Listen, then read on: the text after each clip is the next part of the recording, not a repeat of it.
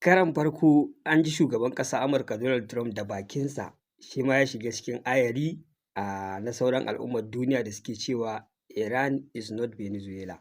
Wannan fa kalmar daga bakin shugaban ƙasar Amurka aka ji ta ƙeƙe da ƙeƙe ya maimaita ta kamar yadda tun farkon fara wannan yaƙi al'ummar duniya ke ta maimaita ta suna cewa fa ƙasar Iran ba kamar ƙasar Venezuela ba ce. Kwatsam sai ga shi ana tattaunawa da shugaban ƙasar Amurka wato Donald Trump game da makomar wannan yaƙi, shi ma bakinsa ya maimaita wannan kalmar ƙeƙe da ƙeƙe yadda kuka ji ta Iran is not Venezuela. Ina ganin zan ɗan sa muku hoto kaɗan mai ɗauke da translation na abin da shugaban ƙasar Amurka Donald Trump ya faɗi domin ku ma ku gazgata.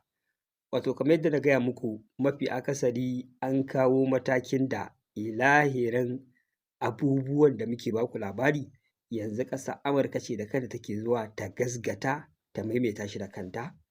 An yi tattaunawa da shugaban ƙasar Amurka Donald Trump ana tambayarsa game da halin da ake ciki ko kuma matsayinsa akan abu ɗaya tallin tal da ya zama shi ne gagara-badau a kawo ƙarshen wannan yaƙi, wato shi ne tataccen uranium na cikin ƙasar Iran, wanda aka ji cewa shugaban ƙasar Amurka Donald Trump an masa tambaya shin wane mataki ƙasar Amurka za su iya ɗauka gurin karɓar tataccen uranium idan deal ya ƙi yiwuwa, idan aka kasa cimma yarjejeniya a rubuce.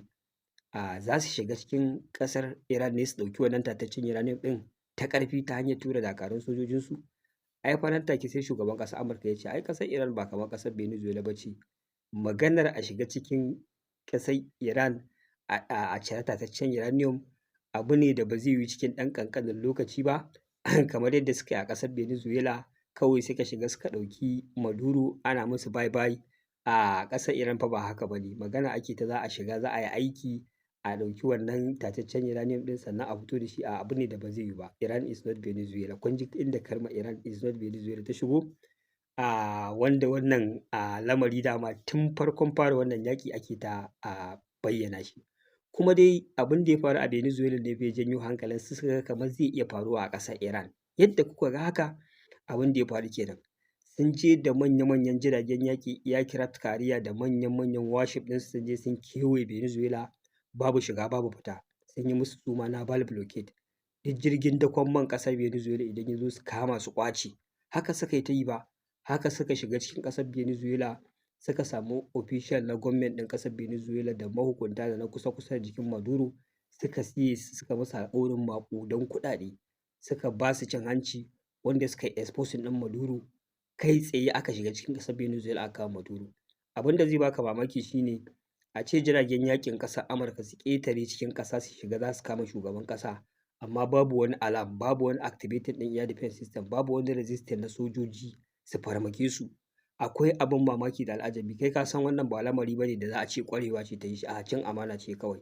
'Yan ƙasa ne dakarun sojoji suka ba da haɗin kai da muƙarraban gwamnati suka buɗe ƙofa aka shiga cikin Venezuela aka je aka kama Nicolas Maduro aka tafi da shi ƙasar Amurka. Wannan shi ne abin ban al'ajabi da ban mamaki da ya faru a ƙasar Venezuela, wanda su kansu ƙasar Iran lokacin da ƙasar Amurka ta ji daɗi aka rinƙa irin jinjina mata a faɗin duniya, ta yi abin ban mamaki ta yi abin ban al'ajabi, wanda wasu sauran ƙasashe ma masu ɗan yi wa ƙasar Amurka rashin kunya suka fara tsorata suka ɗan fara ja da baya ganin abin da ya faru a Venezuela. Ita kuma ƙasar Amurka ganin haka ai sai ta tuno da ƙasar Iran. To yanzu ƙasar Iran ce next target ɗinta, wanda da a ce ta yi nasarar kwatanta abin da ta yi a Venezuela ta yi a Iran, to ina ganin kuma sauran ƙasashen duniya sun shiga uku sun lalace. Wanda shi ne ƙasar Yahudu ta ba ƙasar Amurka shawara to me zai hana a gwada wani method a ƙasar Iran. Ma'ana ita ƙasar Iran ana gani mafi akasari jagororinta ne cikas, su ne suke sawa su ne suke hanawa.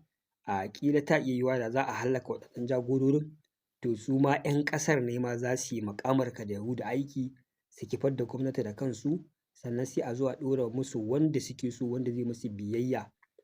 Reza Pahlavi fa wanda yake cewa yana so ya zama shugaban ƙasar Iran a yanzu, shi fa duk abin da aka ce za a hana Iran ta ƙarfi shi cikin salama ma ya ce zai musu. Ya ce zai wargaza shirin ƙasar Iran na mallakar makaman nukiliya.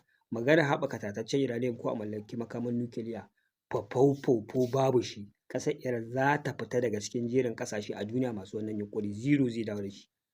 Sannan maganar ƙera makamai masu linzami za a daina kwata-kwata, zai sauke maganar Iran a ce tana da wasu makamai masu hatsari da za ta iya farmaka ƙasar Yahudu, zai goge wannan abu. Sannan maganar ƙungiyoyi da ƙasar Iran ce take supporting ɗinsu, take ba su makamai, ita suke ma aiki a ƙasashen Gabas ta Tsakiya, ya ce zai ruguza su gabaki ɗaya.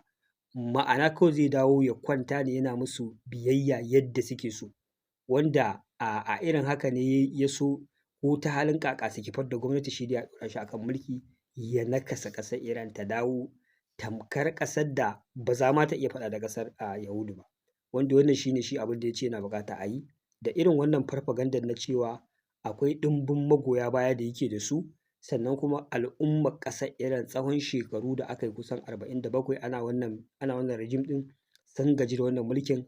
Inda za a hallaka manyan jagororin ƙasar Iran, to cikin ƙanƙanin lokaci za su fito su yi zanga-zanga su ƙarasa sauran aikin, wanda wannan shi ne fa target ɗin, wanda wannan shi ne lissafin, shi ne tunanin, kuma suka duba suka ga haka ne, suka zo za su afka ma ƙasar Iran, wanda aka ce masana da cibiyoyin leƙen asiri na ƙasar Iran, na ƙasar Amurka, babu yadda ba su yi da shugaban ƙasar Amurka Donald Trump ba, suka faɗa masa fa wannan daɗin baki ne ƙasar Yahudu take yi, farfaganda ce, ba abu ba ne da zai iya yiwuwa a cikin sauƙi.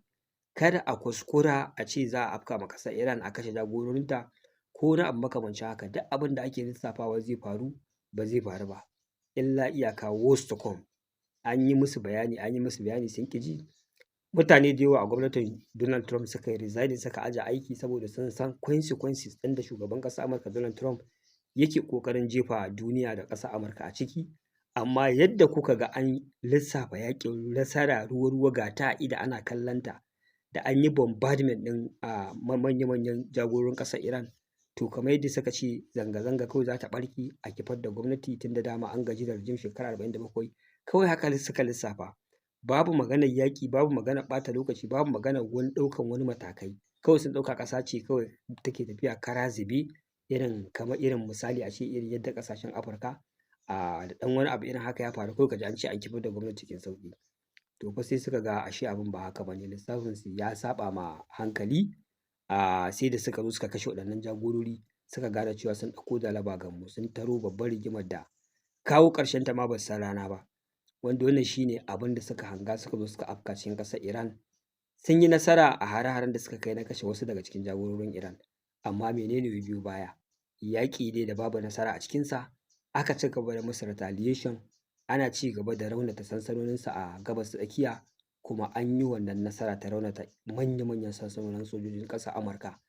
An nasarar ƙarar da stockpile ɗinsu na makamai, wanda aka ce sai da suka fara neman gudunmawa ta air defense system fa a sauran ƙasashen da suka je suka kai suka ajiye.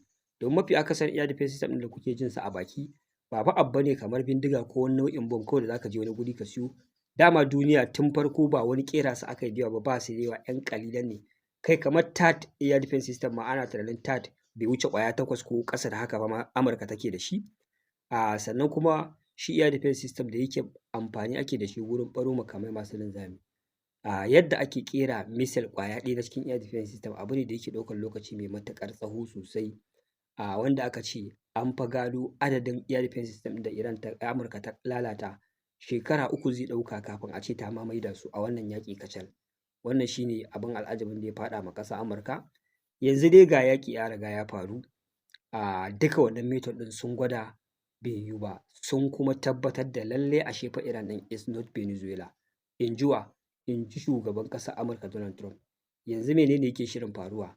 Yanzu yaƙi ya kai gargarar da wai matakin ci gaba da yaƙi a wurin shugaban ƙasar Amurka Donald Trump, wai shi ne mafi girman dai dalili da zai sa a ci gaba da kai ma Iran hari, wai shi ne wai Iran idan ta kai hari ta kashe sojojin Amurka. Ku ji wata magana nan. Ai yadda za a yi Iran ta kashe sojojin Amurka, sai dai idan ku kun harbo makami kun hallaka nata sojoji, to na tabbatar za ta kai hari kuma kan sojojinku su mutu ko su yi rai, ba makawa sai haka ta faru. Ai ta kashe sojojin Amurka. Lokacin da aka fara waɗannan yaƙe-yaƙe ta fara kai hari a Gabas ta Tsakiya, sojojin Amurka 12 Amurka ta tabbatar da mutuwarsu banda na ɓoye. An raunata sama da 400 da 'yan kai. To me kuma wata barazana na sai an hallaka wasu sojojinku za ku dawo yaƙi? To ai a yaƙin ma su ma sun hallaka muku sojoji ai. To yanzu kuma wai mataki na ci gaba da wannan yaƙin shi ne, yanzu fa duk abin da ake cewa za a yi, babu ɗaya ƙanwar biyu da ake yi. Ba a ci gaba da yaƙi ba, tattaunawa ba ta da amfani, ba ta da mafita, ba ta da hanyar ɓullewa. Yanzu an tambaya menene possibility na ci gaba da yaƙi? Shi ne kawai maganar wai sai Iran ɗin ta kashe sojojin Amurka. Na ce to me zai sa ƙasar Iran ta kashe sojojin Amurka? Bayan Amurka ma ta ji tsoro. Lokacin da Iran ta kai wannan hari a Kuwait na wannan mako, ai jiragen dakon mai na ƙasar Iran ne ɗaya suka harba, shi ne abin ya zama haka. To yanzu maganar da ake yi bayan wannan abin ya faru, ƙasar Iran an ce jiragenta 28 sun yi nasarar breakthrough na blockade na ƙasar Amurka, sun fantsama duniya za su je su kai ɗanyen man fetur. To kenan ƙasar Amurka ta ɗan fara kiyayewa da jin cewa idan fa ta ci gaba da ƙuntata wa ƙasar Iran, ta ci gaba da datse wannan bodojin, babu shiga babu fitar jirage, irin dai abin da ya faru nan shi ne zai ci gaba da faruwa. Domin yanzu tana ƙara kai hari a kan oil tankers a ƙasar Iran. Iran ita ma za ta mai da martani kamar yadda ta mai da wannan martanin da aka kai ma oil tanker ɗinta hari, ta kai sansanin sojojin ƙasar Amurka a Kuwait, ta kai a Bahrain.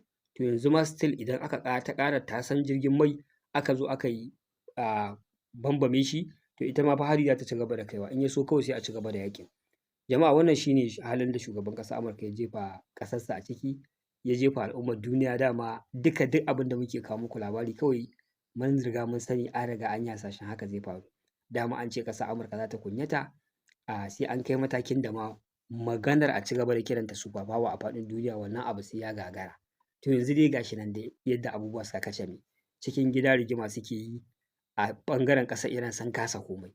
Yanzu magana ake ta idan possibility ɗin ci gaba da yaƙi, wai a kashe sojojin Amurka.